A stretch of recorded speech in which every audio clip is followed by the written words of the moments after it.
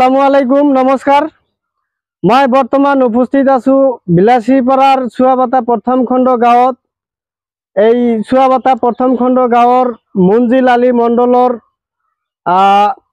তিনিজন ছোৱালী। এখেত খুব দৰিদ্ৰ ঘৰৰ মানুহ। এখেত দিন মজুৰি কৰি খায়।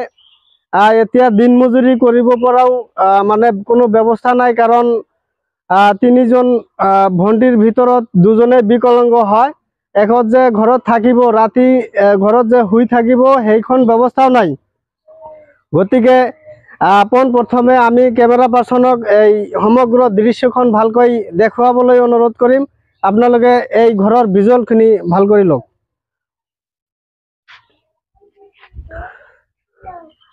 আপোনালোকে চাব পাৰিছে এই যে ঘৰৰ দৃশ্য।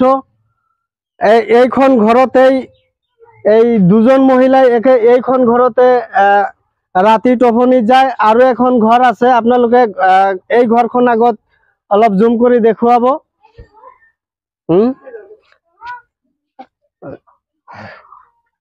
এই দেখক, পেপাৰেৰে ছাউনি দি এনেকৈ বসবাস কৰি আছে।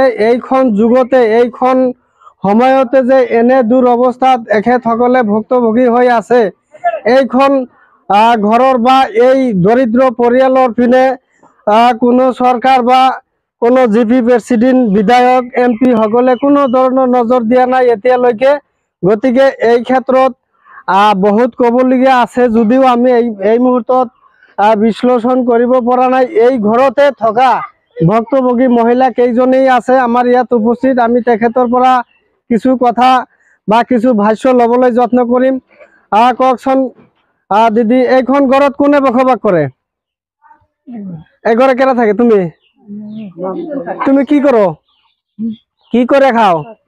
আমি এখন কি করে খাই না, চাটা খাই। চাটা খাও? তোমার নামে ঘর টর ছিল না? ঘর আছে নাই? আচ্ছা, ঘর যে আসে নাই, প্রেসিডেন্ট, MLA, MP এদেরকে কোনো কথা জানাইছিলা ঘর পারপসে? কি কইছে তারা? কিছুদিন আগে তোমার নামে ঘর আসা বিলা কোনো ছবি টবি মারা নিছিল? নাই নাই, তোমার ছবি মারা নাই, তুমি ফটো ওটো নাই, জিও ট্যাগ হয় নাই, জিও ট্যাগ হয় নাই।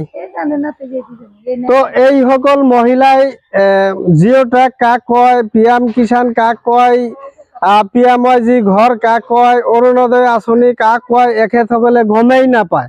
কাৰণ member, GP president, AP member, জিলা পৰিষদৰ সদস্য, জিলা পৰিষদ কোনেও মানে এখেতসকলৰ কোনো ধৰণৰ খা খবৰ লোৱা নাই। এতিয়াও আপোনালোকে সন্মুখতে শুনি আছে।